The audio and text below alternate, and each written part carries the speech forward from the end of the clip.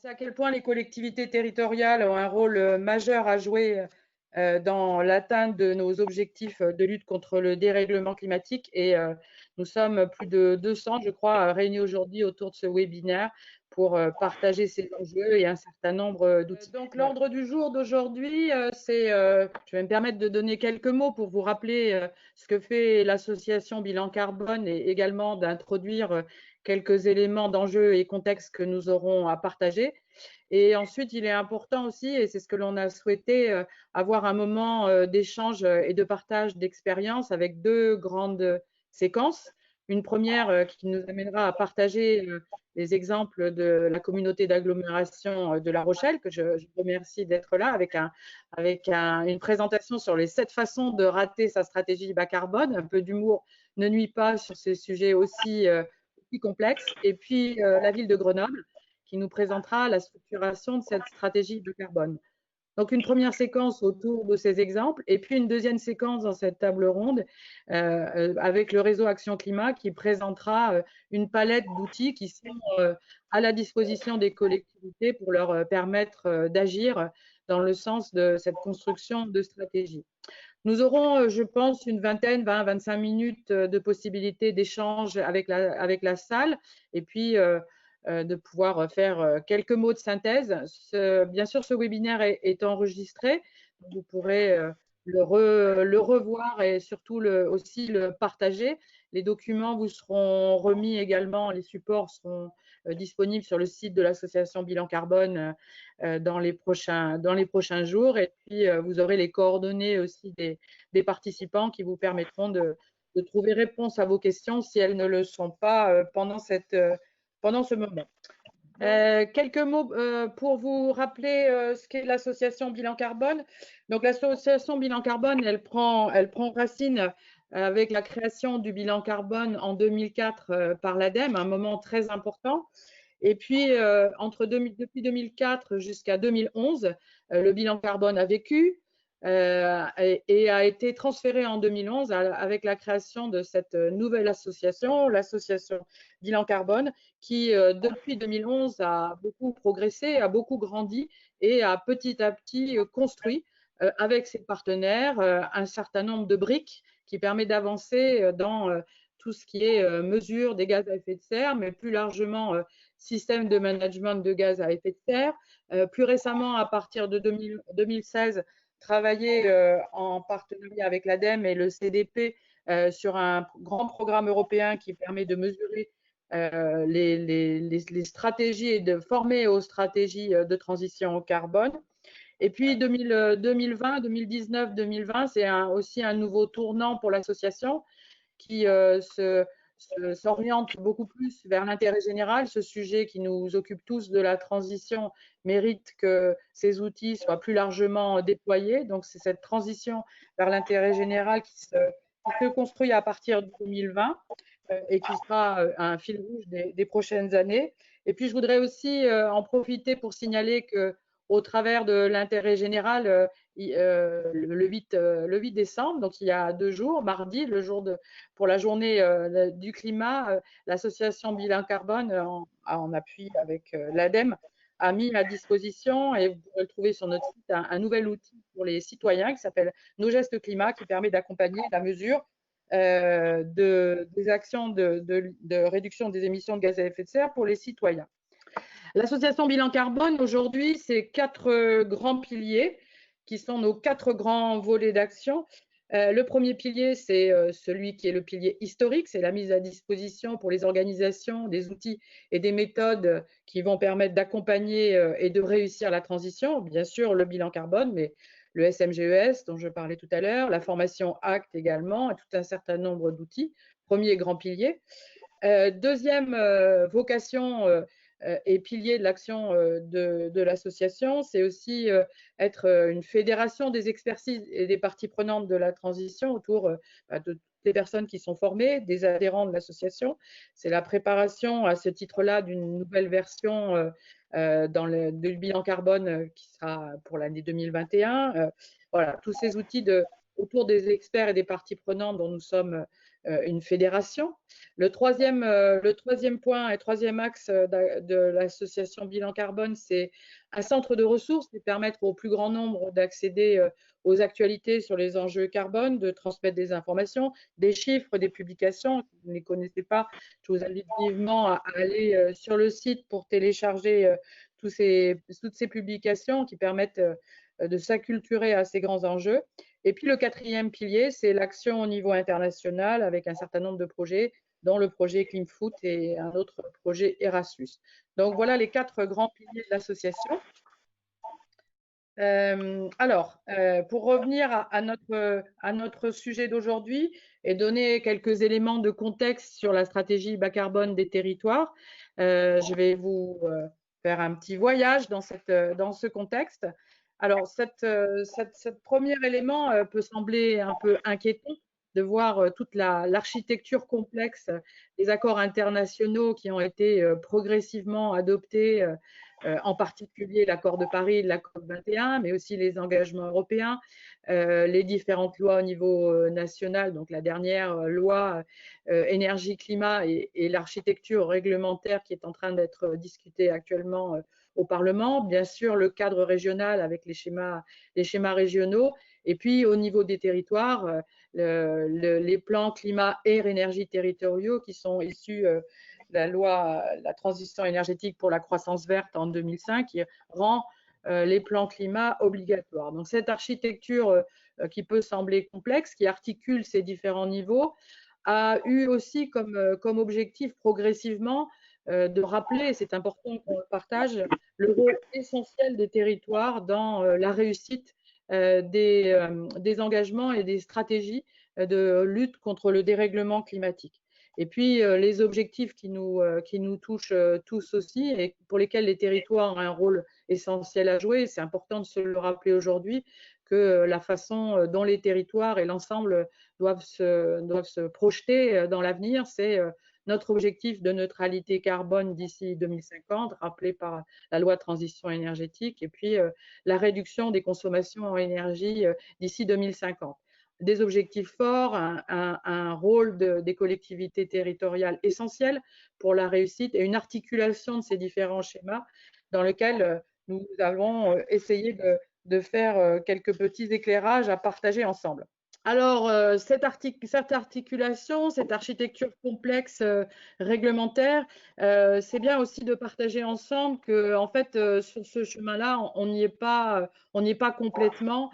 Et ces deux éléments qui sont présentés sur la diapo donnent un peu une vision du progrès que nous devons faire tous ensemble et au niveau des territoires. La carte de gauche montre la couverture au niveau des collectivités territoriales en termes de plans climat qui ont été adoptés et qui sont mis en œuvre. Et donc, vous voyez que cette couverture, elle est encore loin d'être parfaite. Et on sait que dans les collectivités territoriales, avec ces nouveaux exécutifs, le plan climat, air, énergie territoriale va être un élément, un dispositif stratégique essentiel. Et comme on sait également que le mandat des collectivités territoriales, qui est des élus qui viennent d'être en responsabilité depuis cette année 2020, ce plan climat doit être leur guide stratégique pour pouvoir avancer. Donc vous voyez qu'on a encore, quand on regarde la carte, de larges marges de progression pour que ce dispositif stratégique soit vraiment en main des collectivités et permette de progresser vers la neutralité carbone. Sur le tableau de droite, le constat est aussi un petit peu difficile, puisque vous voyez que sur la réglementation du BGES, bilan des émissions de gaz à effet de serre, quand on regarde le nombre de collectivités ou d'établissements publics qui sont obligés, on voit aussi que le pourcentage, on est à 16% pour les collectivités, 26% pour les établissements publics. C'est des chiffres qui datent de 2018, mais je ne pense pas qu'entre 2019 et 2020, on soit arrivé à la couverture de 100%. Donc là aussi, une marge de progression très très forte et pour agir, il faut en même temps un cadre stratégique, c'est celui des plans climat, et aussi un cadre qui permet de bien compter pour bien agir, pour bien évaluer et bien progresser. Et là, nous avons encore des marges de manœuvre importantes et nous espérons à l'association Bilan Carbone que ce que nous faisons aujourd'hui et tout le reste de nos actions permettent de contribuer plus largement à ce que cette mise en route se fasse. Voilà, donc on a fait le constat, on a vu le cadre réglementaire, on a vu qu'on avait encore de larges marges de progression et donc s'il fallait apporter quelques arguments complémentaires pour savoir pourquoi agir. Première chose, pourquoi agir? Parce que les collectivités territoriales, c'est reconnu par la loi, mais les faits aussi sont là. C'est-à-dire les collectivités territoriales, elles sont responsables d'un grand nombre des émissions de gaz à effet de serre, 15% de par leur patrimoine et leurs compétences, logement, transport, etc. Mais aussi plus largement 50% des émissions de gaz à effet de serre, si on compte aussi l'effet indirect de l'ensemble de leurs orientations. Et si on va jusque l'ensemble des émissions indirectes, eh bien, c'est presque 75% du total des émissions du territoire qui sont aux mains des collectivités territoriales. Donc, pourquoi les collectivités doivent agir? Eh bien, parce qu'elles ont ce rôle pertinent et essentiel et que les chiffres le montrent également. Première raison de pourquoi agir. Pourquoi agir également? Parce qu'il y a l'émergence en même temps des risques climat, mais aussi d'opportunités qui se présentent quand on engage des actions assez fortes. Alors ces risques, je pense qu'on les partage tous, hein, les activités agricoles, les milieux naturels qui sont concernés, la biodiversité qui est menacée, les catastrophes naturelles, tous ces risques qui impactent de manière très forte et récurrente et de plus en plus les territoires font que s'il n'y a pas d'action au niveau local et puis d'action au niveau global, le risque climat ne va pas s'arrêter et risque d'empirer. Et puis, il y a aussi un risque de vulnérabilité énergétique. On a tous en tête les chiffres assez inquiétants de la précarité énergétique et de la vulnérabilité des territoires et des citoyens et des entreprises aussi à une augmentation forte du prix des énergies fossiles dès lors que on aurait augmenté notre dépendance à ces formes d'énergie. Et puis plus récemment, on peut constater aussi dans les territoires un risque d'image. La demande sociale, l'inquiétude aussi des citoyens fait que ne pas adresser la question du climat, c'est aussi un risque d'image, un risque de perte d'attractivité face à une opinion publique inquiète et qui demande de plus en plus des preuves d'action tangibles et robustes. Mais c'est aussi des opportunités puisque le plan, la relance verte, le plan de transition, on sait que les co-bénéfices qui sont apportés aux actions de lutte contre le changement climatique sont aussi créatrices d'emplois, créatrices de valeur dans les territoires et que ces actions-là ont des bénéfices importants pour les territoires et que les plans climat et les méthodologies de mesure des émissions en sont des éléments importants. Alors, on a vu l'architecture, on a vu pourquoi agir, parce que les collectivités territoriales sont grandement responsables, parce que les risques de l'inaction sont très importants. Alors maintenant, passons au comment. Donc, la diapo suivante. Alors, comment et puis les présentations qui vont suivre en donneront des illustrations complètes et très opérationnelles. À l'association Bilan Carbone, on aime bien parler de parcours de maturité. Bien sûr, ce sujet important de la transition énergétique, des stratégies bas carbone, ce sont des sujets qui méritent une attention régulière, qui méritent une construction progressive. Ça ne peut pas se faire en quelques jours. Et on milite pour que ce parcours-là se construise avec des outils que l'association Bilan Carbone a mis en place. Et on vous invite vivement à aller télécharger un certain nombre de documents qui permettent de faire le point sur tous les outils qui sont mis à disposition. Ici, vous allez trouver, et dans cette dernière diapo qui illustre ce volet comment, cette montée en progressive dans ce parcours de maturité. Comprendre les enjeux, monter en compétences, impliquer les équipes, accorder aussi des moyens humains et des moyens financiers pour cette grande transition, cheminer progressivement dans cette maturité climat. Vous voyez ici l'ensemble sur la partie droite que l'on peut proposer, la mise en réseau. Il y a des outils aussi de labellisation qui vous seront présentés un peu plus tard. Bien sûr, le cadre réglementaire du plan climat, qui est un cadre obligatoire, mais qui est aussi une chance pour pouvoir être en phase et bien répondre aux enjeux.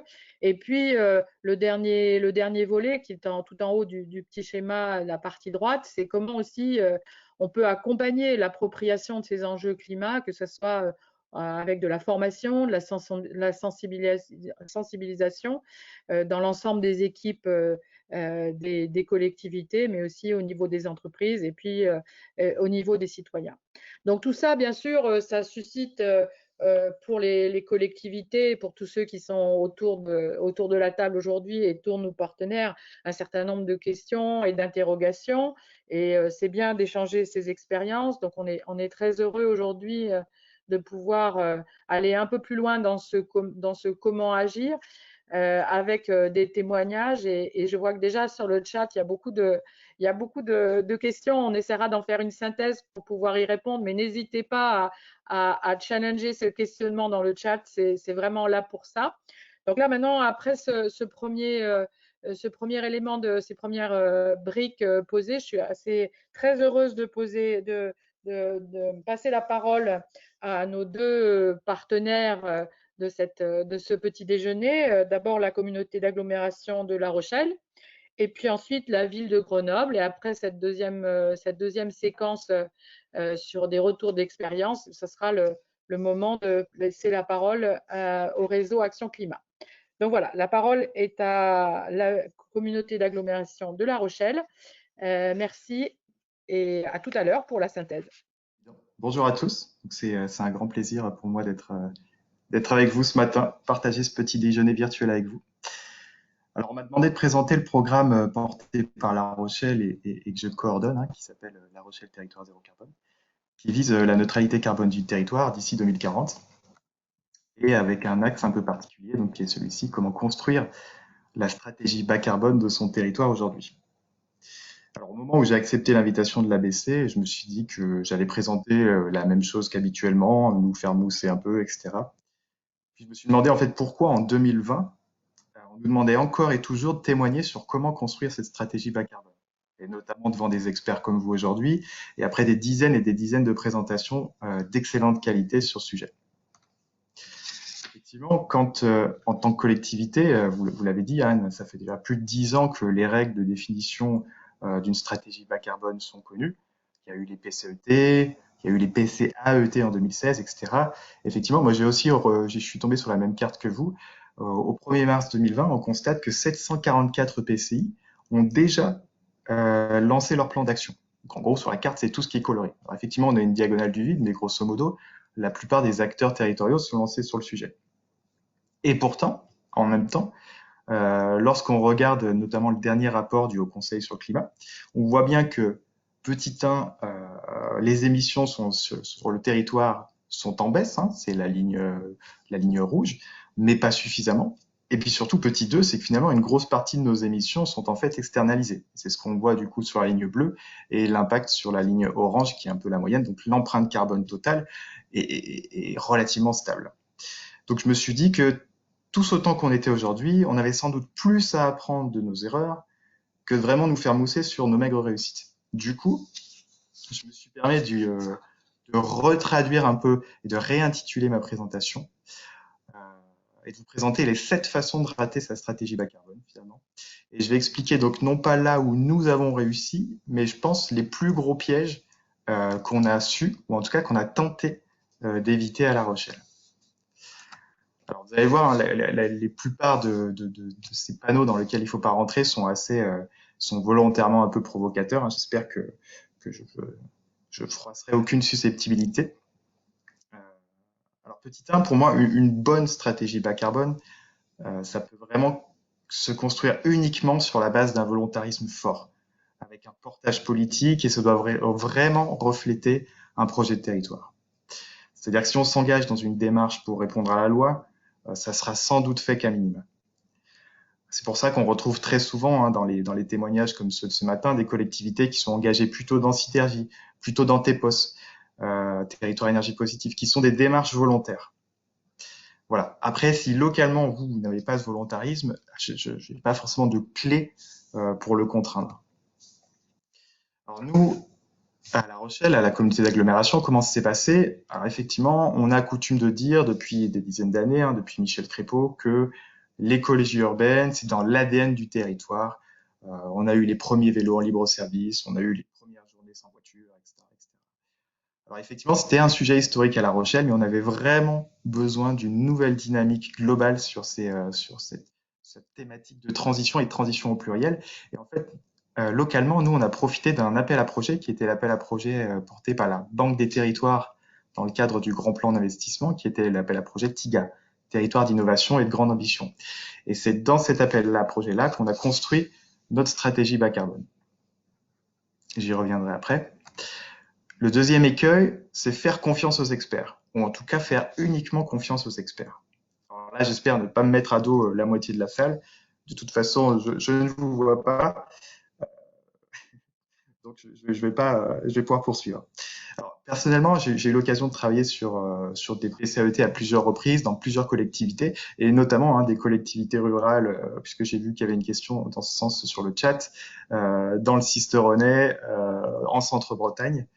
En tout cas, toujours est-il, dans ces contextes différents, et malgré l'accompagnement des meilleurs experts, des meilleurs bureaux d'études, je trouve qu'on est finalement jamais mieux servi que par nous-mêmes. Et nous, à la CDA de La Rochelle, on a fait le choix d'internaliser finalement toute cette phase initiale de diagnostic bilan carbone. Donc l'expertise aujourd'hui, elle est détenue par 2 agents qui sont formés à la méthodologie et qui ont réalisé justement cette phase de diagnostic de bilan carbone territorial. Alors, globalement, ça a pris 2 fois plus de temps, je pense, que si un intervenant extérieur était venu. Cela dit, on a vraiment une maîtrise totale de l'ensemble des hypothèses de calcul.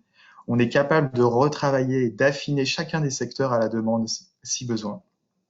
Et donc, on a mis aussi à l'intérieur du consortium qui nous accompagne sur ce projet-là, j'y reviendrai plus tard, une 3e personne qui commence à détenir aussi cette expertise. Ça nous a conduit à construire une stratégie qui est finalement relativement classique, avec peut-être juste une ambition un cran au-dessus. Donc l'idée, c'est de diminuer de 30% donc nos émissions de gaz à effet de serre d'ici 2030 et de faire un moins 75% à 2040. Et vraiment, la LRTZC, La Rochelle Territoire Zéro Carbone, c'est vraiment construit comme une réponse territoriale systémique face aux enjeux climatiques, et avec cet objectif en 2040 d'atteindre la neutralité carbone, ou tout du moins de contribuer à l'atteinte de la neutralité carbone globale.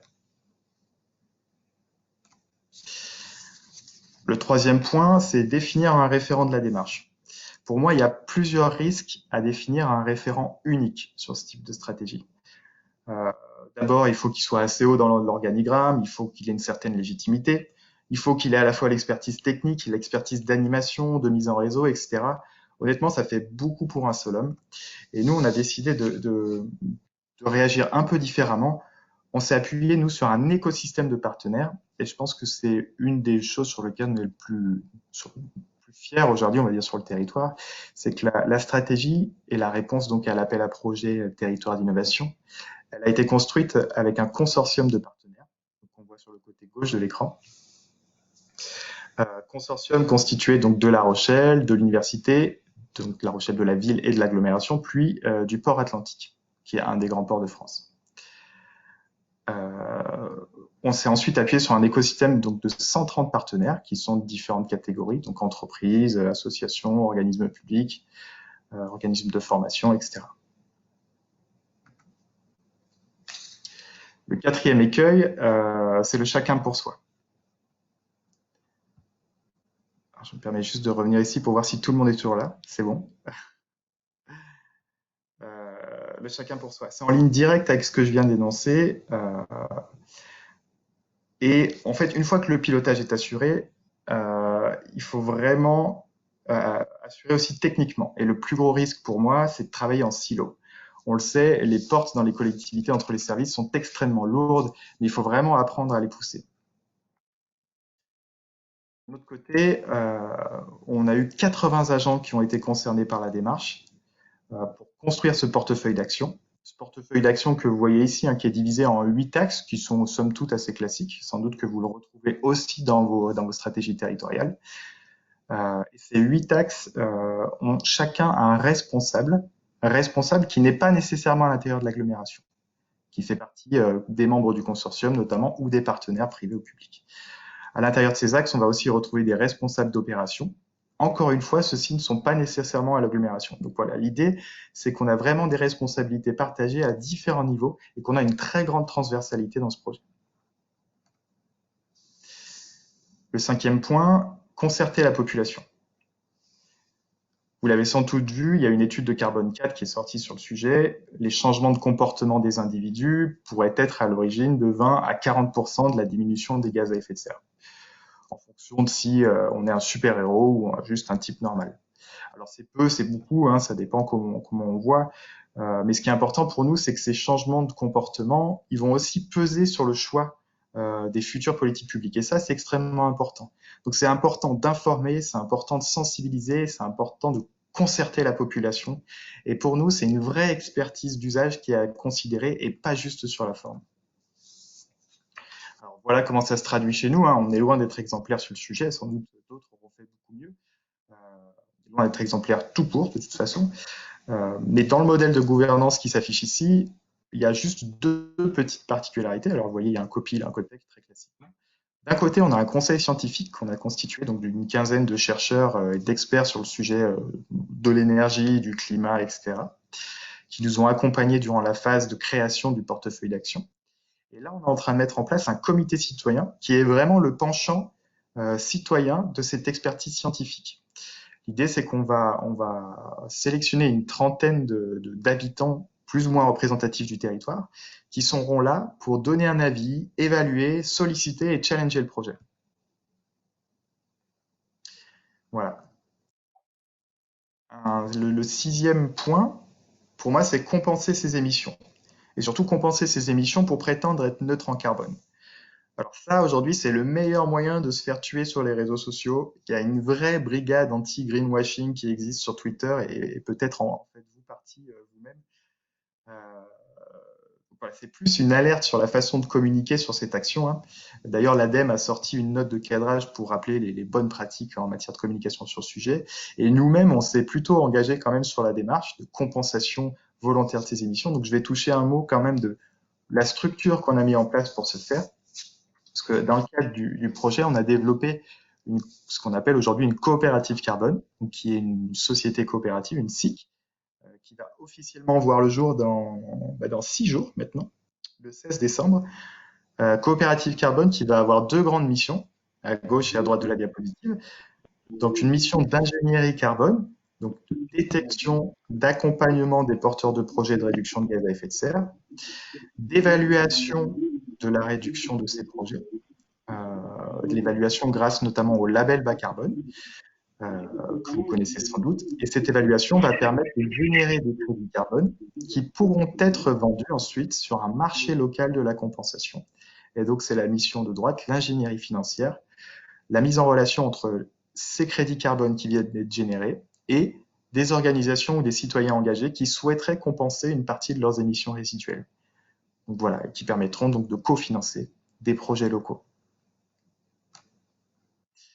Enfin, je ne sais pas trop où j'en suis au niveau timing, mais j'ai presque terminé.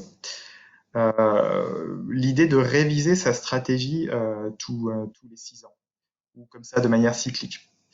En fait, pour moi, refaire ce bilan carbone tous les 6 ans comme le prévoit la loi, c'est pas suffisant. La comptabilité carbone, elle doit vraiment devenir un outil d'aide à la décision d'un maximum de politiques structurelles, de projets. Alors certes, de notre côté, pour nous, hein, c'est souvent plus une approche que des calculs extrêmement précis, mais aujourd'hui, on a quand même réussi à ce que ce soit un fil rouge qui est en train de se construire dans notre agglomération. Par exemple, on va chercher aujourd'hui à quantifier l'impact environnemental et l'impact carbone plus précisément de certains projets d'aménagement. On a comparé notamment la motorisation de nos futures lignes de bus. On réfléchit aussi sur les événementiels qu'on met en place, le marathon, etc. Les francopholies, pourquoi pas. Sur la communication aussi, sur la sobriété numérique. Donc l'idée, c'est qu'on s'interroge aujourd'hui continuellement sur l'impact carbone de nos pratiques, et ça, c'est extrêmement important. Et la deuxième chose qui est intéressante, je pense, dans l'idée que cette amélioration finalement continue, elle n'attend pas, elle est quotidienne, elle est journalière, c'est que pour moi, le projet, une stratégie bas carbone, c'est comme un organisme vivant. Il doit être nourri en permanence et pas seulement à des dates anniversaires comme celle-ci. Et localement, nous, ça se traduit comme ça. Aujourd'hui, le LRTZC, La Rochelle Territoire Zéro Carbone, c'est lancé depuis 1 an. Et même si on est encore en train de stabiliser nos bases, eh bien on est quand même aussi en train de le développer, ce projet, et on est en train d'ajouter de nouveaux axes. Donc en 2021, il y aura 2 nouveaux axes, la transition agroécologique et alimentaire. Parce que malgré tout, on a un territoire extrêmement rural, hein, c'est 70% de milieu rural, la communauté d'agglomération de La Rochelle. Donc en dehors du centre urbain très fort, on est sur un milieu rural. Et aussi le tourisme durable, donc, parce qu'à La Rochelle, c'est quand même 4 millions de visiteurs, et donc c'est un sujet qu'on veut prendre en compte. Alors, je ne sais pas s'il me reste du temps. Si c'est le cas, je vous donne juste un petit bonus que j'appelle le déclic. Vas-y, Geoffrey. Hein. Non, vas-y. Ouais, je te remercie. Merci, Benjamin. Que j'ai sous-titré, hein, tout le monde peut le faire. Tout le monde peut le faire, ça veut dire 2 choses. Pour moi, alors déjà, même si j'ai employé un ton un peu décalé, on est très humble sur notre démarche, hein, et puis je pense qu'il faut l'être. On peut se féliciter sur la méthode, sur le dynamisme partenarial, sur la transversalité, mais on a encore tout à prouver. On est très loin de la neutralité carbone qu'on souhaite, hein, de tous nos vœux. Et en deux, tout le monde peut le faire, c'est aussi ce que je dis aux irréductibles, à ceux qui disent que c'est trop compliqué, trop contraignant. Et en fait, j'ai coutume de montrer maintenant cette image qui m'est venue un beau matin sous la douche. Voilà, je me disais, quel est le point commun entre ces 3 images? Finalement, couper son micro, porter un masque et le CO2. Et ben, en fait, pour les 2 premières, en fait, c'est des habitudes qu'on a réussi à acquérir en très peu de temps. Je pense que la plupart d'entre nous, l'icône de gauche, on ne l'avait même jamais vue avant 2020. Et finalement, activer son micro, l'éteindre quand on parle en visio, prendre son masque lorsqu'on sort, ça a peut-être été vécu avec contrainte, ou parfois pour d'autres personnes avec facilité, mais en tout cas, ce sont aujourd'hui tous devenus des automatismes. Et pour moi, le carbone, c'est la même chose.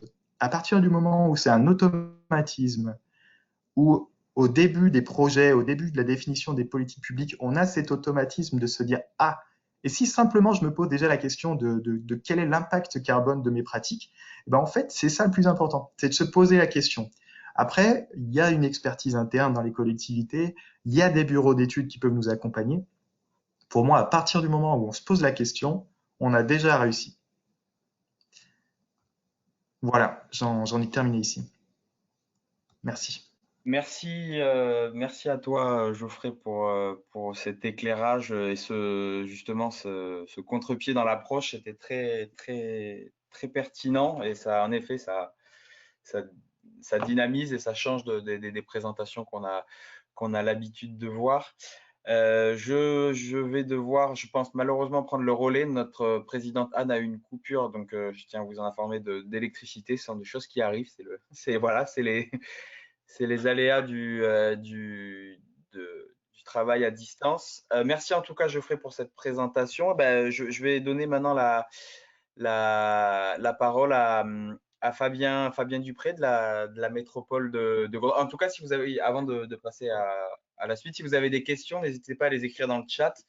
On y répond si on peut de manière très générale, mais après on les garde, on les note pour le temps d'échange justement. Donc il y avait des questions intéressantes qui sont présentées, Geoffrey. Donc on en rediscutera à la fin, lors du temps d'échange dédié. On prendra une demi-heure et je vais donner maintenant la parole à Fabien Dupré, donc de la ville de Grenoble. Tu peux maintenant partager ton écran. Ok. Bonjour à toutes et à tous. Donc, je suis ravi d'être avec vous également. Et merci à l'association Bilan Carbone pour l'organisation de ces temps d'échange.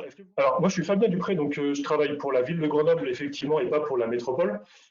Ce qui va être une nuance assez importante dans la présentation, parce que par rapport à ce qui a été présenté par Geoffrey, moi, je vais plutôt vous parler la façon dont on essaye de structurer une démarche bas carbone en passant par l'élaboration d'un premier bilan carbone scope 1, 2 et 3 au sein de la ville, mais par rapport à son patrimoine et ses compétences.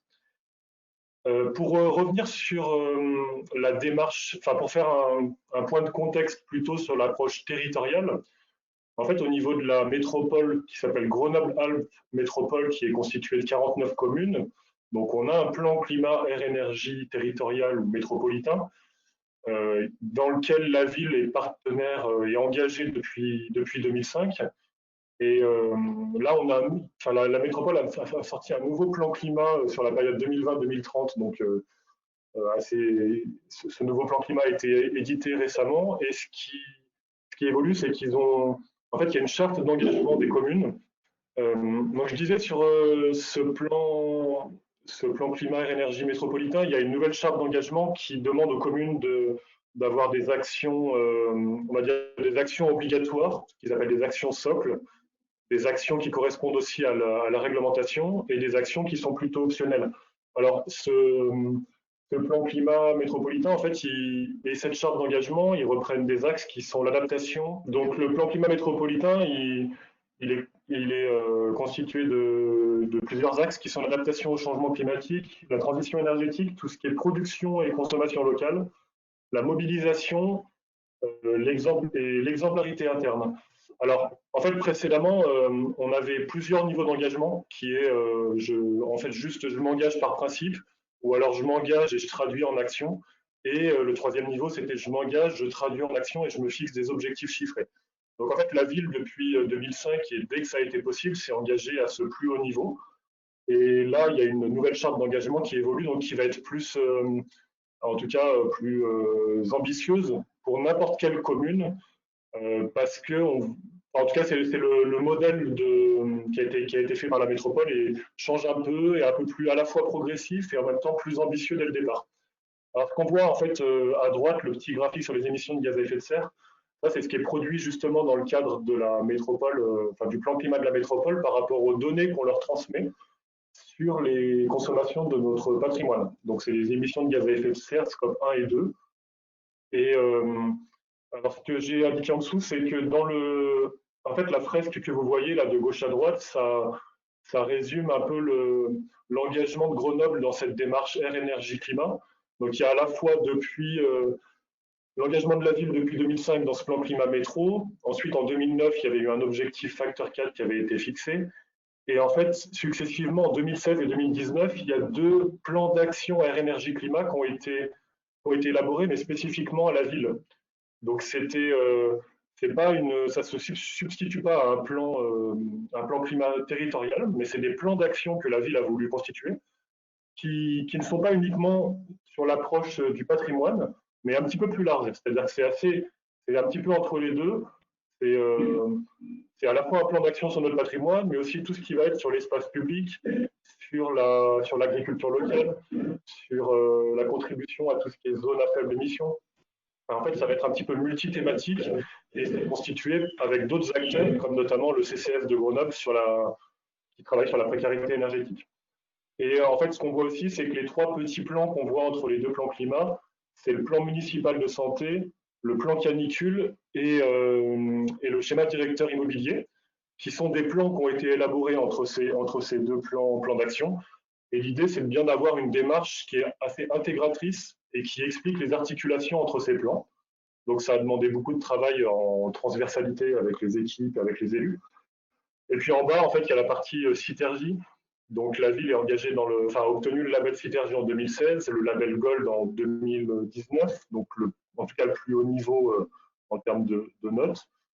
Et la dernière précision sur cette diapo, c'est juste de préciser que là, ce qui a été fait courant 2020, c'est de faire un premier bilan carbone scope 1, 2 et 3 sur le patrimoine de la ville, mais que sur son patrimoine, il y avait déjà eu pas mal d'efforts faits sur les consommations d'énergie. Donc, c'est les chiffres qui sont indiqués ici sur les bâtiments, l'éclairage public avec un contrat qui comprend l'entretien maintenance et le renouvellement, et les véhicules aussi avec la mise en conformité des véhicules par rapport aux contraintes de zone à faible émission. Et sur les bâtiments, Il y a eu des efforts qui ont été faits sur la rénovation énergétique de certains bâtiments, notamment scolaires, et sur tout ce qui est consigne de température, suivi des consommations.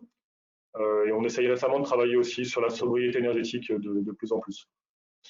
Alors, je reprends en fait ce qui a été présenté un peu tout à l'heure, ce niveau de maturité, et pour appuyer un peu sur cette particularité, c'est qu'en fait, la ville de Grenoble, en fait, c'est comme si on avait fait, je dirais pas qu'on a fait les choses à l'envers, mais que sur le bilan carbone, en fait, ça fait plusieurs années, ça fait plusieurs fois qu'on a un bilan réglementaire des émissions de gaz à effet de serre, scope 1 et 2. Mais le bilan carbone scope 1, 2 et 3, en fait, il existe à l'échelle de la métropole. Et à la ville, on n'avait jamais fait le bilan carbone qui est aussi, qui prend en compte toutes les émissions indirectes sur notre patrimoine. Par contre, on avait bien ce plan d'action qui a une échelle un peu plus large et la démarche Sytergie qui nous encourage à avoir de l'amélioration continue sur notre démarche.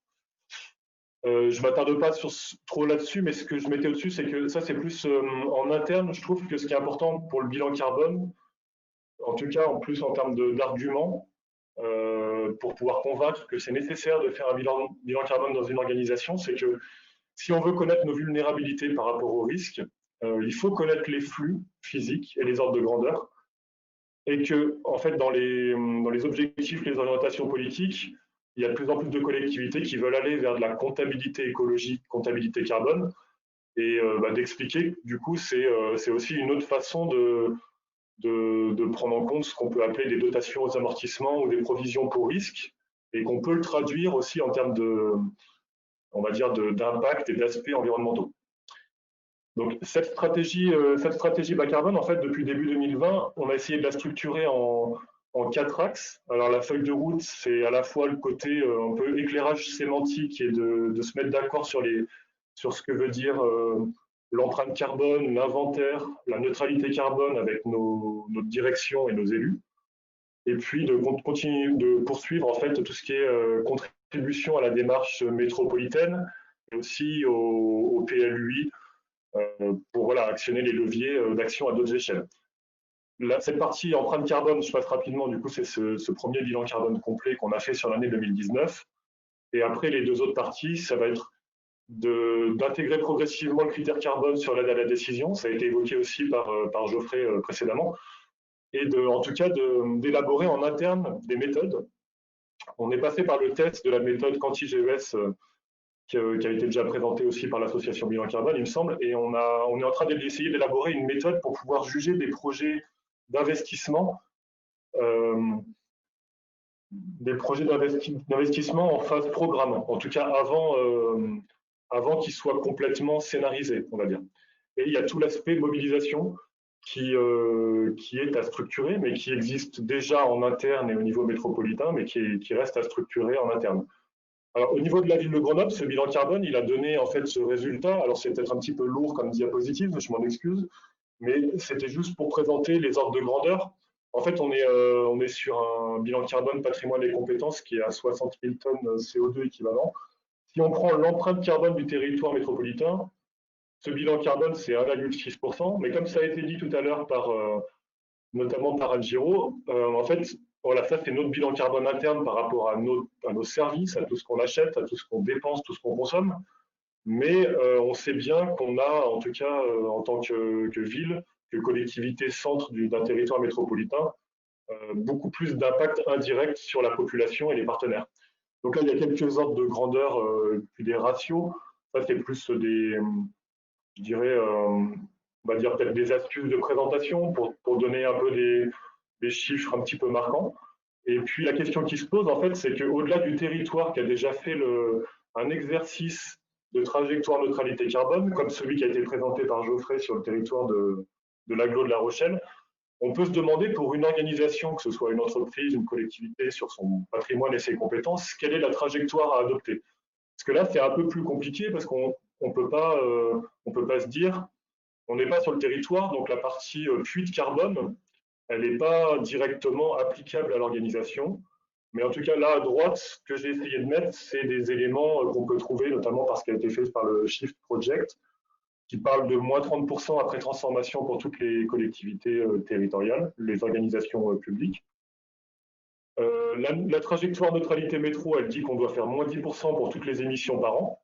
Et si on prend le travail qui a été fait, l'étude qui a été faite par Carbone 4 sur faire ma part ou faire sa part, on a le total des services et investissements publics qui est à peu près à 0,3 tonnes de CO2 équivalent par habitant. Et là, on voit qu'en fait, aujourd'hui, juste sur la ville, nous, on est à 0,4. Mais il faut compter qu'il y a les autres services publics, comme les hôpitaux, la sécurité. Voilà. Et du coup, juste sur ce graphique, on voit des grosses barres d'incertitude en rouge. Ça, c'est lié au fait que vu que c'est notre premier bilan carbone, en fait, tout ce qui est fonctionnement et investissement, ça a été fait surtout avec de l'approche monétaire, donc avec des facteurs d'émission qui ont une incertitude assez forte.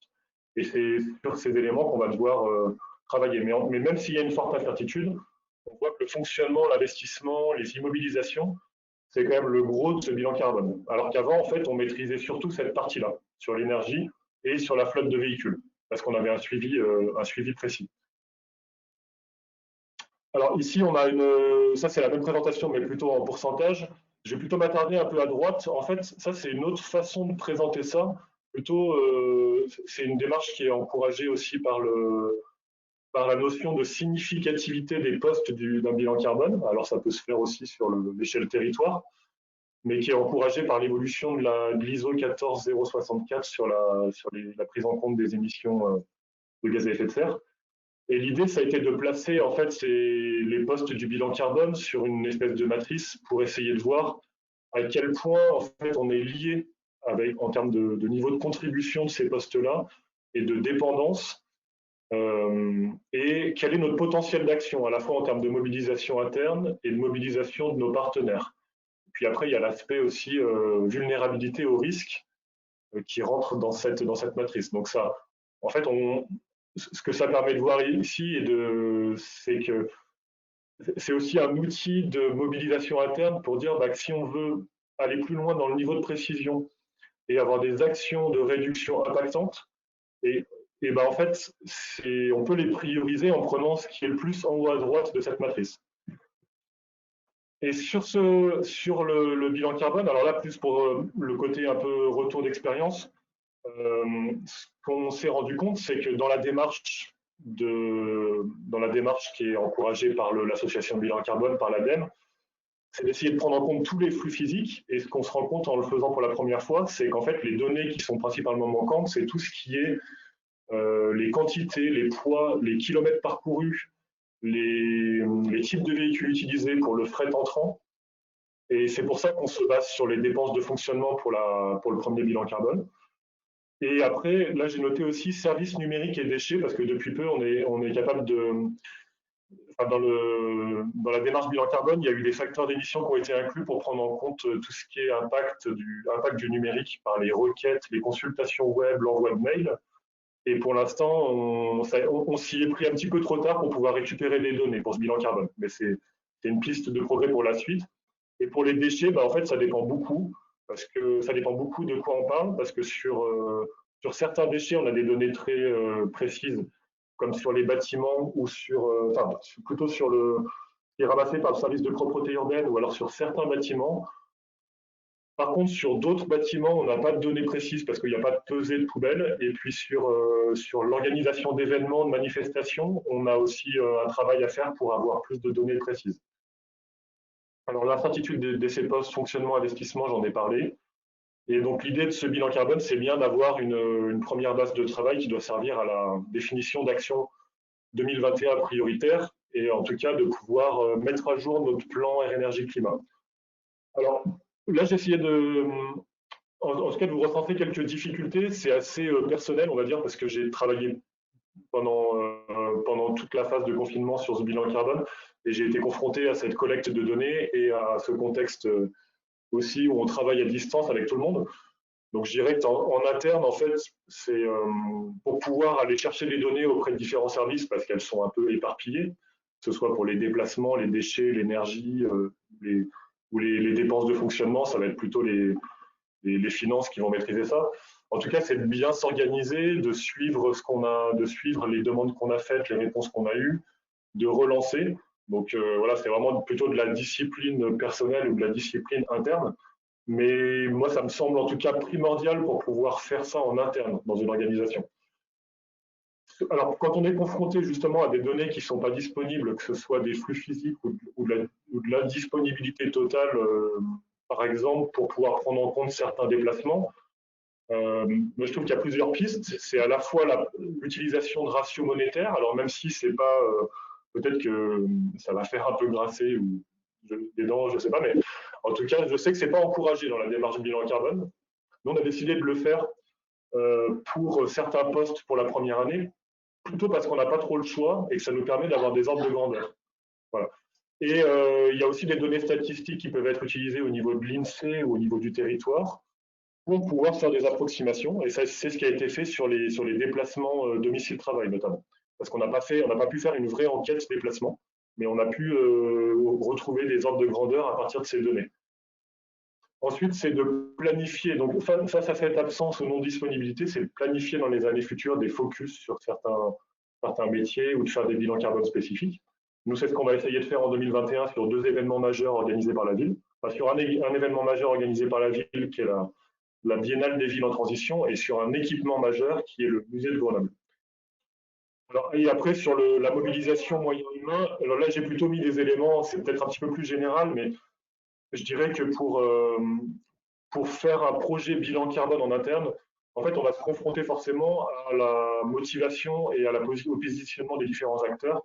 Donc pour moi, il y a le fait en tout cas pour bien comprendre leur motivation, quels sont les freins au changement, il faut organiser des temps individuels avec certains, des temps collectifs de mobilisation pour faire de l'appropriation collective et de la co-construction, de bien procéder par étapes en s'appuyant sur les orientations politiques. Et juste pour les perspectives de ce bilan carbone, ça reprend les 4 axes de tout à l'heure. En fait, ici, sur cette diapo, vous avez plutôt ce qu'on a convenu avec cette restitution bilan carbone en termes de prochaines étapes. Que ça doit être une base de travail qui nous sert à mettre à jour notre plan d'action, définir des objectifs en lien avec l'approche territoriale, de faire des focus sur certains métiers et de faire de la mobilisation interne et externe et d'intégrer des nouveaux indicateurs dans l'aide à la décision. Donc voilà, je m'arrête là et puis on pourra revenir sur certains points pendant les échanges. Merci pour votre attention. Très bien Fabien, merci beaucoup. Excuse-moi un peu de Pas de problème. Désolé d'avoir débordé. On va essayer quand même. Donc il y a pas mal de questions qui arrivent sur le chat. On essaiera elles sont notées. On essaie d'y apporter une réponse générique quand on peut. Voilà. Néanmoins, on les note. Et on essaiera on en discutera après sur le temps d'échange. Je vais maintenant donner, merci en tout cas Fabien pour cette présentation éclairante. Je vais maintenant donner la parole à Zoé, l'avocat du RAC. Donc, normalement, tu dois pouvoir partager ton écran. Ouais, c'est bon. Merci beaucoup pour cette présentation. Bonjour à toutes et à tous. Je vous remercie d'être là, de participer à ce temps d'échange. Alors, je vais essayer, hop là, voilà, de mettre en plein écran. Moi, l'idée, je ne sais pas si vous connaissez donc le réseau Action Climat France, mais le réseau Action Climat France est une ONG qui coordonne 25 ONG qui luttent contre le dérèglement climatique, mais aussi 10 associations locales. Et notre rôle, c'est du plaidoyer principalement, c'est-à-dire influencer les politiques publiques. Mon poste est particulièrement sur les politiques territoriales. On vient de voir du coup 2 exemples un peu phares de politique territoriale via du coup les 2 précédentes présentations. Moi, l'objectif aujourd'hui, c'est de vous parler un petit peu de comment est-ce qu'on peut agir à la fois en tant que citoyen, puisque ce qu'on m'a dit, c'est que si parmi vous, il y avait des personnes qui voilà, n'étaient pas élus ou fonctionnaires engagés dans une collectivité territoriale. Donc l'idée, c'est de vous dire un petit peu, de vous proposer de vous montrer différents outils qui existent à votre disposition, n'importe où vous soyez, et qui vous permettent d'influencer ces politiques locales et d'aller plus loin pour rehausser l'action. Puisqu'on ne le dira jamais assez, on ne Aujourd'hui, on ne respecte pas les engagements sur lesquels et les trajectoires qu'on s'est fixées, et on est bien loin de pouvoir rester sous 1,5 degré. On est actuellement sur une courbe à plutôt 3 ou 4 degrés supplémentaires de réchauffement. Donc, il faut une action. Alors, je vais vous parler du coup de plusieurs choses. Une première partie sur ce que j'appelle les campagnes locales. Donc, plutôt comment, en tant que citoyen et citoyenne dans un territoire, je peux m'engager auprès de ma collectivité territoriale, grâce à différentes campagnes locales. Je reviendrai ensuite en B et en C plutôt sur des outils à destination des chargés de mission PCAET, des services techniques municipaux et des élus. Et on pourra évidemment avec plaisir en parler plus largement dans les questions après. Du coup, s'engager dans les campagnes locales, là je vais vous parler un petit peu d'exemples de campagnes qui existent. Tout à l'heure, Geoffrey parlait de l'importance de la concertation, d'être volontaire quand on est un élu local, que en fait finalement lancer une démarche de transition ambitieuse, ça nécessitait un choix politique. Et en fait, comment est-ce qu'on fait pour avoir ce choix politique? Et bien potentiellement, en tant que citoyen, en créant un rapport de force vis-à-vis des élus, ou en tout cas sans créer un rapport de force, proposer, faire connaître les solutions qui existent. Et c'est ce que je vais vous proposer là. Donc là, 3 exemples de choses qui existent. La première, c'est Alternative Territoriale. Alternative Territoriale, c'est une campagne qui est coordonnée par Alternatiba et le réseau Action Climat. Et notre rôle à travers cette campagne, il y a aujourd'hui 50 groupes locaux, c'est de former ces groupes locaux au plaidoyer local et pour qu'ils puissent ensuite aller rencontrer les élus, participer aux concertations, aux consultations, etc. Donc ça, c'est intéressant pour vous en tant qu'élus locaux si vous avez des phases de concertation, de consultation. Si vous avez besoin d'un avis citoyen, vous pourrez l'avoir via Alternative Territoriale et ses groupes locaux. Le pacte pour la transition, vous en avez peut-être entendu parler, ce sont 32 mesures réalisées par plus de 60 associations et acteurs de l'économie sociale et solidaire. 32 mesures concrètes à mettre en œuvre sur une commune ou un EPCI qui portent à la fois sur des questions de climat, mais pas que, aussi de justice sociale, de démocratie participative. Donc voilà, ces 32 mesures qui sont là pour les citoyens et les citoyennes, pour savoir ce que vous pouvez demander à votre collectivité, mais qui sont aussi là pour les élus, pour les différents services techniques, pour avoir un petit peu une sélection, une priorisation peut-être des premières mesures à mettre en œuvre.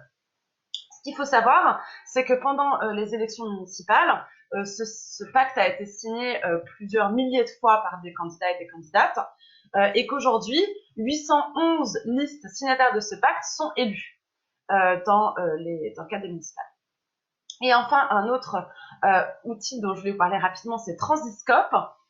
Donc, c'est une carte des alternatives qui vous permet de savoir sur votre territoire quelles sont toutes les alternatives qu'il y a autour de chez vous. Ça va aussi bien de la map à la monnaie locale, au circuit, à la recyclerie, au réparateur à vélo. Mais ce qui est intéressant, c'est que du coup, ça vous rend compte visuellement de toutes les alternatives qui existent sur un territoire donné. Donc ça, ce sont des cartographies, des campagnes de citoyens engagés que je vous invite à aller creuser et à rencontrer. Je voulais faire un petit focus sur Alternative Territoriale, donc cette campagne qui est portée par Alternatiba, parce que vraiment, on a pensé cette campagne avec Alternatiba pour faire monter les citoyens et les citoyennes en compétences. Donc, on a beaucoup de formations, on forme beaucoup ces citoyens et ces citoyennes à différentes choses, à savoir comment dialoguer avec un élu, comment fonctionne un PCAET, quelles sont les compétences entre la région, le département et la collectivité, comment sont financées les collectivités territoriales. Donc, on leur donne des outils, on essaye de les faire monter en compétences pour qu'ensuite ils puissent aller voir, qu'ils se sentent légitimes, qu'ils se sentent compétents pour aller voir les élus. Parce que souvent, le premier point qui freine un petit peu, je dirais, l'implication des citoyens et des citoyennes, c'est finalement ce manque de compétences, ce sentiment de manque de compétences, ce sentiment de manque de légitimité. Alors que finalement, les habitants et les habitantes ont une vraie plus-value à apporter dans les politiques territoriales, comme là, on a notamment évoqué plus tôt. Voilà, quelques chiffres, hein. 74% des groupes sont en lien avec des élus, donc vraiment, voilà, un travail de plaidoyer qui couvre tout le territoire français, plutôt dans les grandes villes, on va pas se mentir, et beaucoup moins dans le milieu rural. D'autres outils concrets, cette fois-ci plutôt à destination des collectivités territoriales. Je vais pas tous les présenter parce que j'en ai déjà un peu parlé, mais c'est pour que vous sachiez qu'ils existent. Le premier outil dont je voulais parler, on l'a évoqué tout à l'heure, et pour celles et ceux qui ne me connaissent pas, je voulais le mentionner un peu plus longuement, c'est ce qu'on appelle le référentiel énergie-climat, qui est composé de 2 outils, Citergy et Climat Pratique. Citergy, c'est un label, donc c'est un label donné par l'ADEME qui permet notamment d'avoir un financement pour de l'ingénierie, puisque quand vous êtes labellisé Citergy, quand vous êtes dans cette démarche, l'ADEME vous accompagne avec un conseiller. Citergy, donc c'est un programme c'est un référentiel d'action, hein, énergie-climat. Donc vous avez un certain nombre de mesures à mettre en œuvre, et en fonction du score engagé, vous êtes engagé plus ou moins dans la démarche. Mais ce qu'on ne sait pas assez, c'est que Citergy a un pendant qui s'appelle Climat Pratique, qui est le même référentiel d'action, donc ce sont les mêmes, je ne sais plus, peut-être 400 actions différentes, les mêmes indicateurs, mais qui cette fois-ci n'est pas labellisant, qui est une démarche volontaire, et c'est surtout à destination de toutes ces collectivités qui sont obligées de faire un plan climat, qui n'ont pas forcément les moyens en termes d'ingénierie, de fonctionnement interne, parce que c'est lourd de mettre en place une politique climat-énergie ambitieuse, donc c'est pour essayer d'accompagner ces collectivités-là, qui ont peut-être moins de moyens humains, dans la réalisation, dans l'établissement du diagnostic, mais aussi dans la mise en œuvre, le suivi et l'évaluation de son plan climat local. Donc, Climat Pratique particulièrement, c'est vraiment un outil qui va aider à faire ce diagnostic, définir cette stratégie, mais aussi mettre en œuvre la politique. Pour vous donner un exemple, concrètement, Climat Pratique, qu'est-ce que c'est? C'est un tableur Excel que le ou la chargée de mission plan climat va remplir pour savoir où elle en est dans différents secteurs de politique climatique. Et là, je voulais vous donner un exemple de Grand H Agglomération qui a utilisé donc ce fameux tableur Excel pour faire finalement une cartographie de où en sont toutes les communes de l'agglomération. Donc concrètement, le chargé de mission, il a téléchargé le tableur de Climat Pratique. Donc le tableur de Climat Pratique, comme je vous disais, ce sont des mesures concrètes à mettre en œuvre. Donc voilà, un certain pourcentage de pistes cyclables, un certain pourcentage de bâtiments rénovés, etc. Il est allé voir toutes les communes composant l'Interco.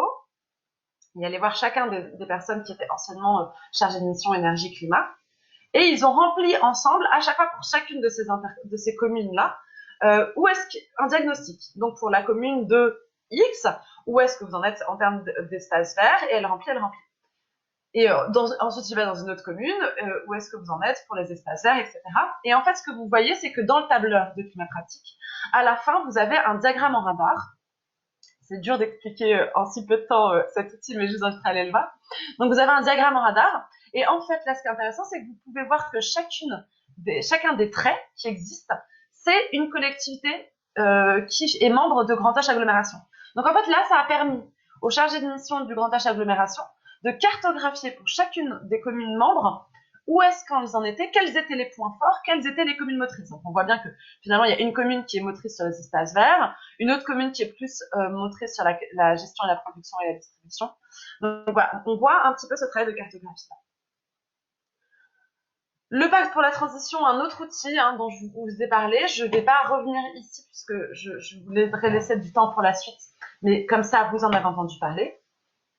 L'outil tête, pareil, je vais passer assez rapidement dessus pour garder du temps dans les échanges, mais c'est un outil développé par le Réseau Action Climat et l'ADEME qui vous permet, en tant que chargé de mission, enfin n'importe qui en fait, puisqu'il est gratuit, mais c'est un tableur Excel un peu compliqué à manipuler, qui permet de faire une estimation des emplois créés et détruits par les politiques de transition. Et ce qui est intéressant, c'est que c'est vous qui choisissez le territoire. Donc vous allez rentrer en fait dans le tableur Excel, c'est pas très compliqué en réalité, il y a des tutoriels qui sont là pour vous aider. Donc vous rentrez le périmètre de votre territoire, ça peut être à l'échelle d'une commune, d'un EPCI, d'un bassin d'emploi, d'un PETR, donc c'est à vous de voir. Et ensuite, naturellement, la base de données va vous traiter le territoire que vous proposez, les actions que vous voulez mettre en œuvre, et il va vous sortir à la fin un potentiel en emploi sur ce territoire défini. Il y a des formations qui sont proposées via le CLAIR, Réseau pour la transition. Donc voilà, n'hésitez pas à aller vous renseigner auprès de cet outil. Je pensais avoir masqué cette diapositive, mais du coup, voilà. Sachez qu'il y a aussi Parcelle qui fait la même chose pour les questions agricoles, donc qui vous permet d'évaluer les emplois agricoles et les impacts écologiques. Je vous enverrai mes diapositives si jamais vous n'avez pas le temps de noter tous ces outils. Et je voulais terminer pour vous parler de ces réseaux de collectivités qui sont engagés, qui sont importants. On a beaucoup parlé donc tout à l'heure de Synergie, qui est un moyen intéressant. Je voulais aussi revenir sur TEPOS, donc c'est Territoire à énergie positive, qui est un réseau lancé en 2011 par le CLAIR, Réseau pour la transition énergétique, qui en fait permet du partage d'expériences. Là, on est vraiment sur un réseau qui permet entre collectivités engagées de partager finalement les bonnes pratiques, mais aussi les freins, les manières de les soulever. Il y a tout un volet de formation. Donc vraiment, je vous invite toutes et tous, pour celles qui ne connaissent pas, à aller voir TEPOS. Enfin, voilà, d'autres idées de réseaux de collectivités engagées qui sont intéressants. Donc Synergie, on en a parlé tout à l'heure. Donc c'est une communauté engagée via le label de l'ADEME. On en parle de temps en temps, notamment à la télé. Il y a le réseau des territoires zéro chômeur longue durée qui est lancé par ATD Carmonte, qui permet via notamment le développement de nouvelles filières d'économie circulaire de faire du réemploi sur un territoire. Des territoires zéro déchet aussi, qui est donc lancé par Zero Waste France. Donc tout ça, ce sont des dynamiques qui permettent en tant que territoire de s'enchaîner dans une démarche en transition. Voilà, j'espère que c'était clair pour vous. Et il y a plein d'autres outils complémentaires qui existent, que j'ai pas pu développer ici, et j'ai dû faire un choix.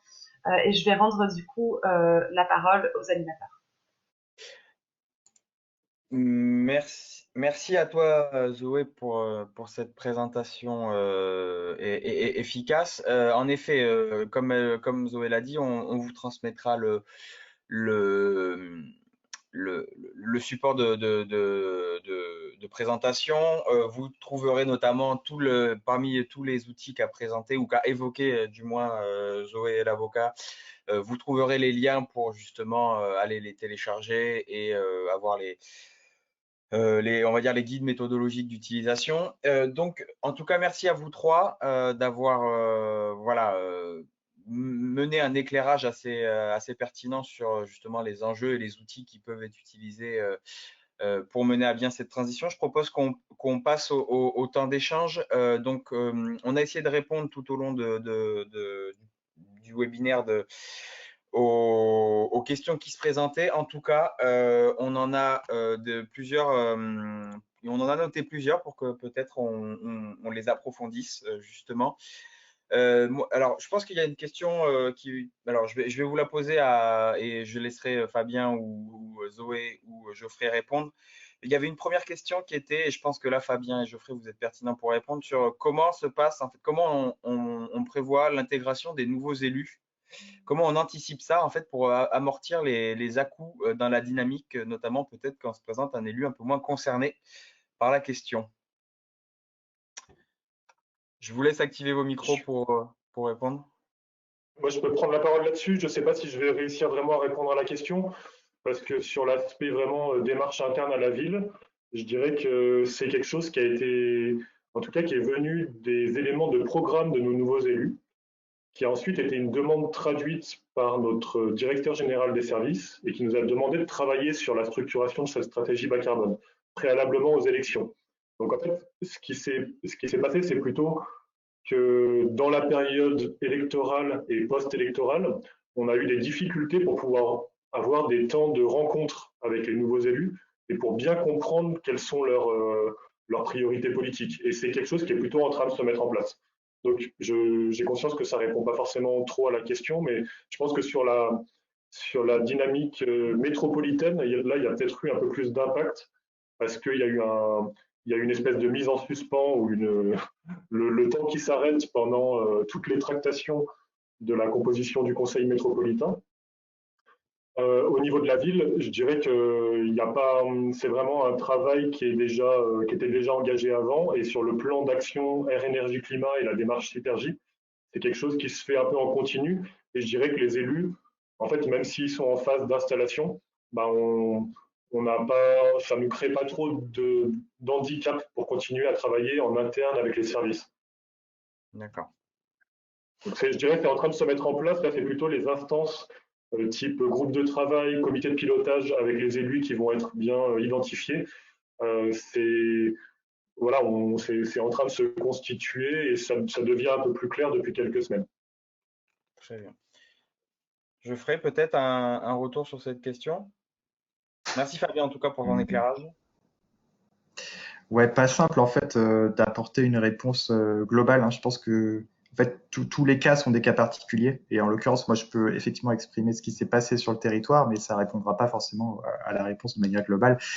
C'est-à-dire que nous on nous a très souvent reproché que le projet dans sa phase de construction était un projet extrêmement technocratique et c'était un reproche qui était juste, hein. Effectivement, c'est un projet d'experts. On parle de compensation, on parle de séquestration, on parle de carbone bleu. C'est hyper compliqué pour des élus de s'approprier ce projet-là. Donc en fait, ça a été un long travail aussi de sensibilisation et d'appropriation par nos élus. Et nous, on a eu la chance, entre guillemets, hein, que finalement les élus ont été reconduits à la suite des élections municipales et de l'agglomération. Donc on avait déjà finalement ce socle d'élus extrêmement sensibilisés et plus que sensibilisés puisque c'était quasiment devenu un sujet majeur de la phase électorale, quoi. Donc ça c'était pour nous facile quelque part. Et ensuite les nouveaux élus qui sont arrivés donc dans le conseil communautaire ou au conseil municipal, nous là on a eu vraiment une action très spécifique envers eux. Et aujourd'hui, on se dirige même à l'intérieur des conseils municipaux pour expliquer le projet, expliquer ces stratégies bas carbone. Très bien. Merci à toi, Geoffrey. Peut-être Zoé, avec ta vision un peu plus justement générale, enfin moins centrée sur son territoire, est-ce que justement tu as Ouais, déjà eu ce retour de la part de territoire sur… tout à fait. En fait, moi, ce que je me rends compte dans le travail un petit peu de plaidoyer qu'on mène et d'accompagnement auprès de différentes collectivités en France, je dirais que le premier frein, généralement, c'est ce qu'on vient de dire, c'est en fait un manque de connaissance ou d'appropriation des enjeux climat. C'est-à-dire que souvent, on a en fait beaucoup d'élus qui sont très volontaires hein, pour les questions de transition. Aujourd'hui, on est au fait que l'urgence climatique est là, donc c'est pas je dirais de la mauvaise foi du tout.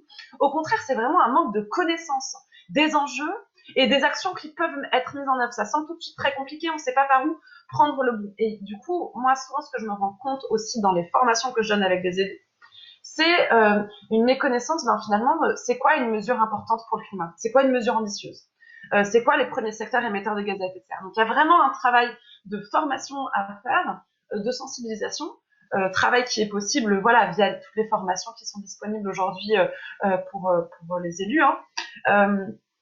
Et autre chose, donc voilà, je pense qu'il y a plein de réponses qui peuvent être apportées via les formations. Je voyais dans le chat des personnes parler de la fresque du climat. Effectivement, c'est un outil que j'ai pas mentionné, mais qui est un excellent outil de sensibilisation aux questions climatiques. Et je dirais que globalement aussi, le meilleur argument face à ces élus qui ont envie d'agir mais qui ne savent pas par où commencer, c'est l'argument de dire ça a déjà été fait. Ça a déjà été fait, il y a des communes qui le font. La bonne pratique, en fait, rendre compte que c'est possible autre part, c'est, je trouve vraiment sincèrement, ce qui rassure le plus et ce qui montre que c'est possible. Voilà. Bien, merci Zoé. C'est parfait parce que ça fait le lien avec ma question suivante justement qui était et là qui va s'adresser peut-être plus à, même si je pense que tu as déjà en partie répondu Zoé, c'était sur voilà les outils de formation et de sensibilisation. Alors comment vous avez sensibilisé, formé en interne de votre côté à la ville de Grenoble et à la communauté d'agglomération de La Rochelle? Et la question plus spécifiquement, c'était pour pallier justement à la motivation ou au manque de connaissances des agents, voire des élus. Quels étaient les prérequis aussi pour cette formation? Qu'est-ce que vous avez utilisé comme outil? On a parlé de la fresque du climat, mais bon, j'imagine qu'il y a d'autres moyens de former et de sensibiliser. Fabien ou… Fabien, tu veux pas y aller? Sinon, Geoffrey, je te laisse l'honneur. Bon, ok, je commence. Alors, pour la ville de Grenoble, je dirais que il y avait déjà dans les cycles de formation proposés par notre service formation, il y avait déjà des éléments qui existaient sur les enjeux énergie-climat. En fait, je dirais que dans les mandats précédents, enfin, notamment dans le mandat précédent, il y a eu beaucoup de formations ou d'appropriation plutôt par des séminaires, à la fois des séminaires d'élus sur une thématique liée à la transition environnementale, et après, avec les services, il y a eu plusieurs séminaires où on s'est servi de ces temps qui étaient organisés sur un bâtiment public emblématique ou à moitié sur un bâtiment et sur de l'espace public pour faire de la sensibilisation des agents et un peu de tous les services. Alors, il y avait des séminaires qui étaient spécifiques à un département, une espèce de branche de la hiérarchie, et des séminaires qui étaient plutôt ouverts à tous les agents. Après, là aujourd'hui, sur le bilan carbone, on n'a pas eu une formation ou une sensibilisation préalable des agents qui ont été mobilisés pour récupérer des données, par exemple. C'est plutôt, on s'est appuyé sur ce qu'on avait, et puis en plus, il y a eu la période de confinement qui a démarré à ce moment-là, donc pour organiser des formations, ça complique un peu les choses. Et plutôt, là, on a fait le pari d'essayer d'inscrire en fait le plus des formations, des nouvelles formations dans le plan de formation 2021, notamment aux enjeux énergie-climat et à la comptabilité carbone. Et en fait, c'est un travail un peu en continu. On essaye de trouver quel peut être le bon format, les bons intervenants. Et là, récemment, ce qu'on a fait, c'est il y a une formation sur la réglementation environnementale 2020, sur la nouvelle réglementation, enfin celle qui prend la suite de la réglementation thermique, où il y a 40 agents de la ville qui ont été formés à cette réglementation. Donc, pas mal de services qui sont liés à l'immobilier municipal, à l'urbanisme, l'aménagement, l'urbanisme réglementaire. Et je dirais que sur d'autres thématiques, plutôt comptabilité carbone, on aimerait bien continuer à faire ça. Et on organise ça avec le service formation. Et ce qu'on essaye de faire aussi, c'est de mettre en ligne des outils sur notre intranet, comme les MOOC qui existent, les formations gratuites. Et voilà, donc, en tout cas, après, on travaille ça au fur et à mesure. Après, pour organiser des séminaires en 2021 sur ces sujets, et puis d'ajouter de nouvelles formations. Très bien, merci Fabien. Peut-être Geoffrey, votre retour, vous, du côté de La Rochelle? Ouais, ça marche. J'aime bien quand tu me vous vois, Benjamin. Oui, c'est vrai que c'est pas. Je navigue que tu es le vous, ouais. Pas de Pardon. souci. Alors, moi, je suis pas trop recette magique, outil magique, hein, donc j'ai pas forcément de nom à vous proposer. Et en fait, je vais repartir de mon expérience personnelle. Moi, j'ai la chance d'avoir 2 jumelles de 3 ans. Et en fait, l'éducation, c'est hyper compliqué. Et un jour, je crois que c'est ma grand-mère qui m'a dit l'éducation, c'est la répétition. Et là, ça m'a quand même pas mal ouvert de perspectives. Et c'est en fait, c'est ce qui se passe aussi, je pense, avec les agents et les élus. Non pas que ce sont des enfants, mais je pense qu'on a besoin en fait de répéter, de venir systématiquement réinterroger ce qui est en train de se passer, la définition des politiques publiques, les délibérations en cours sur cette thématique de sobriété carbone, de transition, etc. Et nous, c'est vraiment ce qu'on a fait. C'est ce qu'on appelle, nous, ici, on crée le bruit de fond, en fait. On en parle systématiquement à toute occasion. On replace dans le contexte de la transition de La Rochelle, territoire zéro carbone. Et en fait, il y a cette acculturation qui se fait de cette façon-là. Finalement, c'est un peu comme quand on regarde une série et qu'on finit par apprendre par cœur le générique du début. En fait, c'est juste parce qu'on l'a entendu 150 fois. C'est pas parce qu'on s'est forcé à apprendre les paroles. Et pour moi, c'est un peu ce qui se passe localement, à la fois avec les agents et à la fois avec nos élus. Voilà, donc j'ai pas d'outils et simplement en parler tout le temps. C'est ça qui fonctionne, je pense. Très bien, en effet, c'est pertinent. Enseigner, c'est répéter, en effet. Très bien, merci beaucoup pour.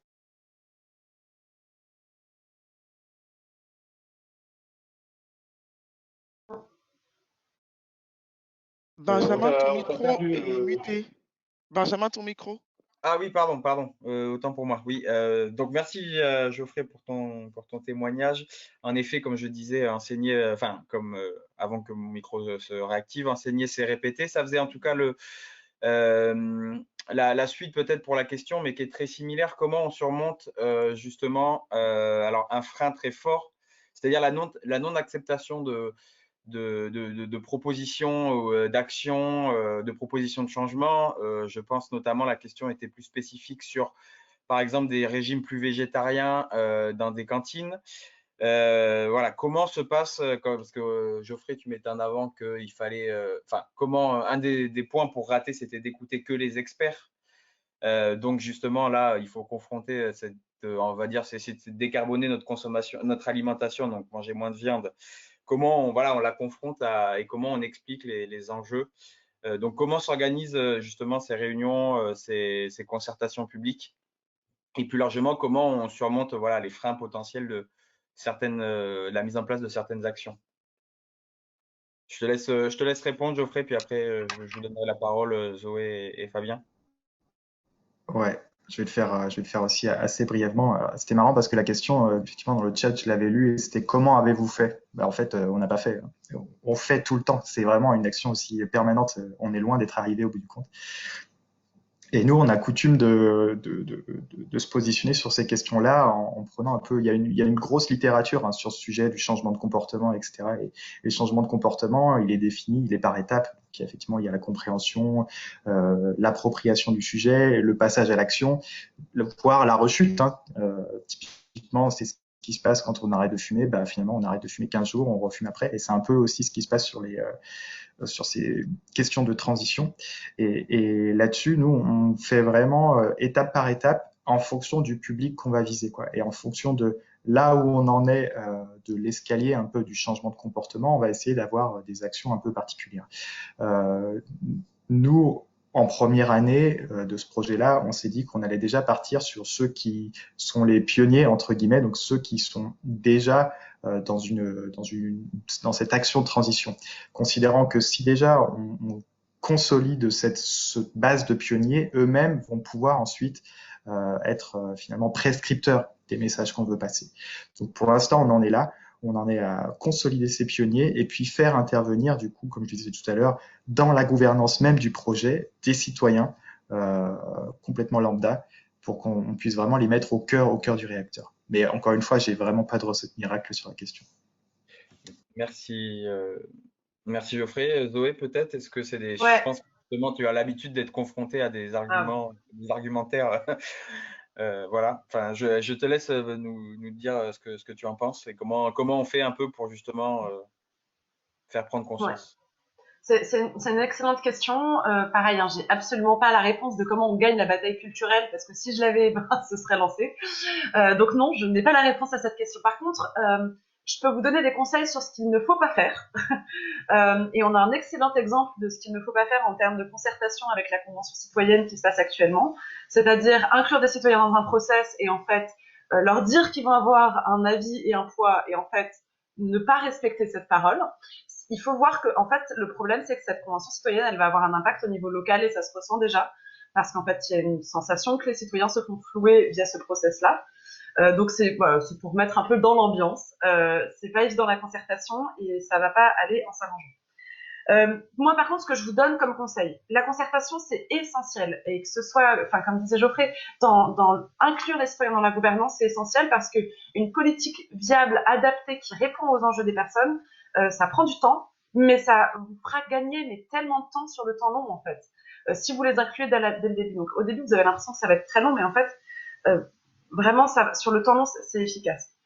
Moi, ce que je vous recommande en termes de concertation et de consultation, c'est de clarifier dès le début quel est le mandat de cette concertation. Est-ce que les citoyens sont là pour avis? Est-ce qu'ils sont là, ils sont contraignants? Que ce soit vraiment clair dès le début.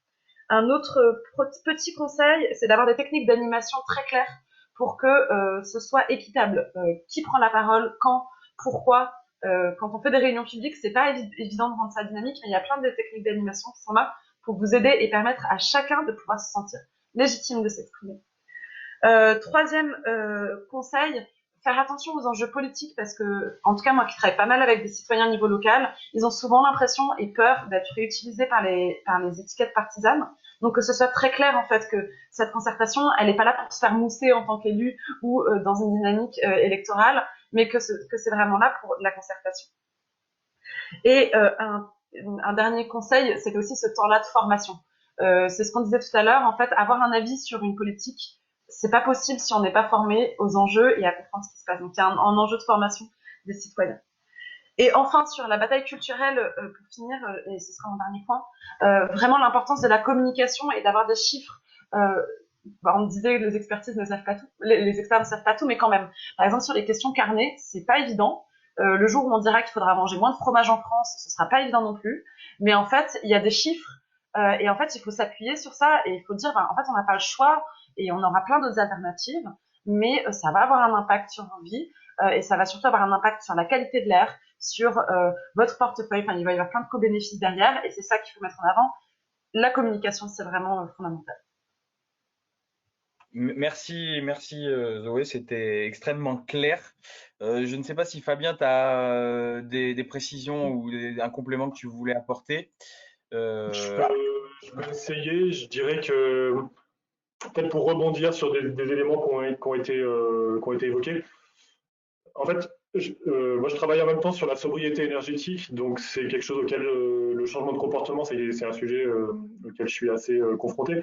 Je dirais que, en fait, c'est intéressant d'avoir une approche complémentaire entre vraiment le regard expert, scientifique et vraiment de passer par la transmission de connaissances, mais en tout cas dans des organisations aussi faire appel aux sciences sociales pour avoir une approche un peu complémentaire parce que ça peut être un peu difficile d'être à la fois, de connaître à la fois la littérature scientifique, de connaître à la fois les éco-gestes, de connaître ces informations un peu sur le bout des doigts et en même temps d'être un expert en psychologie sociale.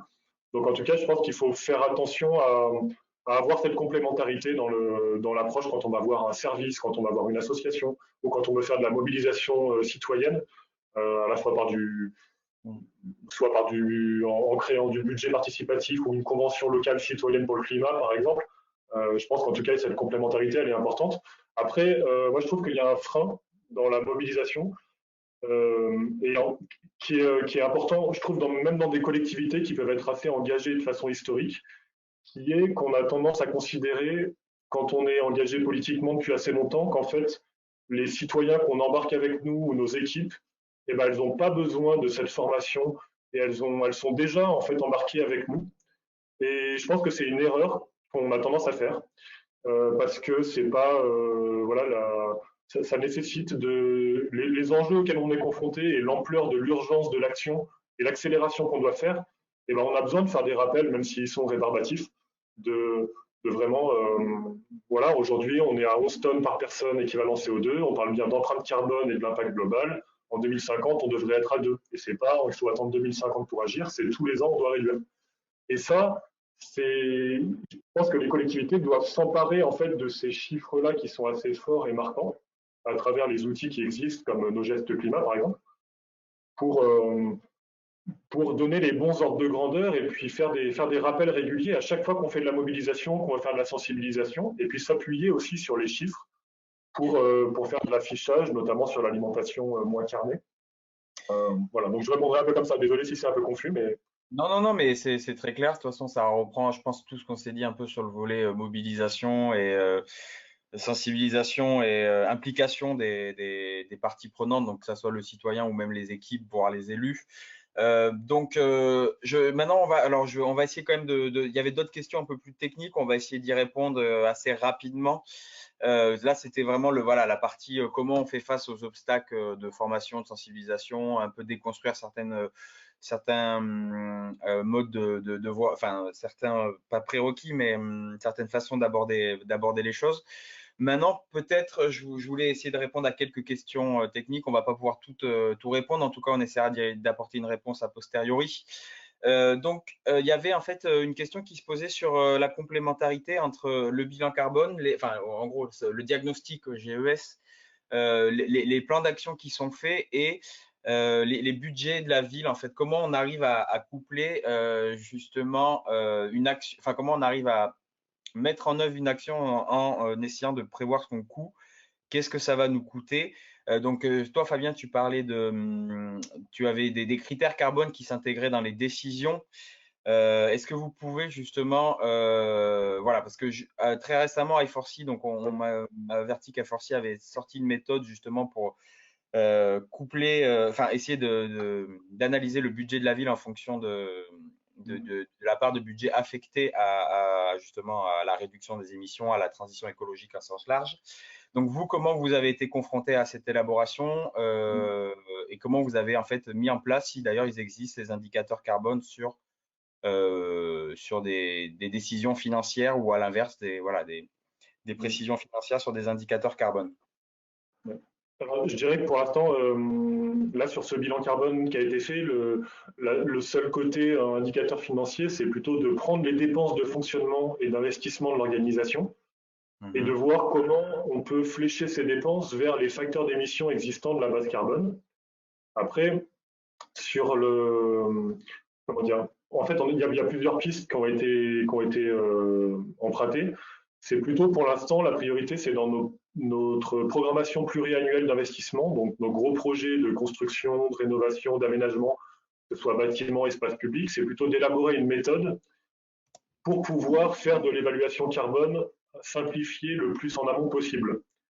Et c'est plutôt sur cette partie de ce qu'on appelle notre budget qu'on a mis la priorité. Après, sur toutes les dépenses, fonctionnement et investissement, en fait, on ne sait pas encore quelle méthode on va mettre en œuvre pour aller plus loin que ce premier bilan carbone avec l'approche monétaire. Donc voilà, c'est plutôt sur ces projets d'investissement. Et après, on a des outils qui sont comment dire, des dialogues de gestion avec les différentes directions ou un portail décisionnel qui a des outils de suivi. On voudrait aussi essayer d'intégrer le critère carbone à ces outils-là qui sont accessibles à l'ensemble des agents. Et quand il y a des dialogues décisionnels préalablement à des décisions ou des conseils municipaux, c'est des outils qui peuvent être utilisés. Donc on est en train de mettre en place, d'essayer de mettre en place une équipe un peu transversale pour travailler sur ces développements. Merci Fabien. Peut-être Geoffrey Pas mieux. Nous, on va se lancer effectivement dans la méthode I4CE, je pense, sur l'année prochaine. D'accord, très bien. Alors ensuite, on avait, pour faire le lien justement, en fait, avec ces méthodes et cette vision un peu plus globale, comment il y avait une question spécifique sur le lien entre un PCAET et la démarche Citergy, et plus spécifiquement, en fait, c'était si on élargit la question, c'était de se dire, est-ce que ces documents carbone ou ces plans d'action carbone pris en silo, en fait, d'une manière assez monocritère, ne sont pas justement contre-productifs, au sens où à l'inverse, il faudrait plutôt envisager et faire le lien avec l'ensemble des documents que gère une collectivité, d'un SCOT à un PLU. Comment en fait on articule tout ça entre justement, alors Citergy qui est très orienté sur les objectifs et les actions climat d'une collectivité, et en fait comment on fait le lien, comment vous avez organisé le lien justement avec ces équipes au niveau de l'ensemble des directives à laquelle doit répondre la collectivité, afin que justement on dépasse un peu le monocritère et qu'on aille avoir une transformation, qu'on arrive à avoir une transformation systémique. Peut-être Zoé, tu pourrais nous donner tout d'abord une réponse sur le lien et l'articulation entre le PCAET et Citergy, et aussi l'articulation peut-être avec, si tu as une réponse d'un PCAET avec les autres documents d'aménagement, de planification d'une collectivité. Ouais, je vais essayer de répondre à plusieurs questions, à plusieurs bouts. Bon, la première chose, le lien PCAET-Citergy.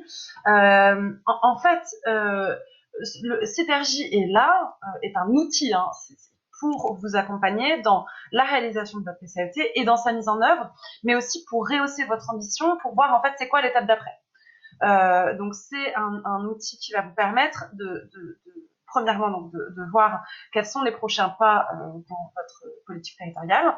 Deuxièmement, qui vous permet aussi en pratique et en théorie de sortir du fonctionnement en silo, parce que justement ce qu'on disait, en fait l'enjeu c'est aussi, on a cet outil qui est PCAET, climat, air, énergie, mais en fait le climat et les questions carbone de manière générale, on le sait, ça ne doit pas être juste un chargé de mission en fait.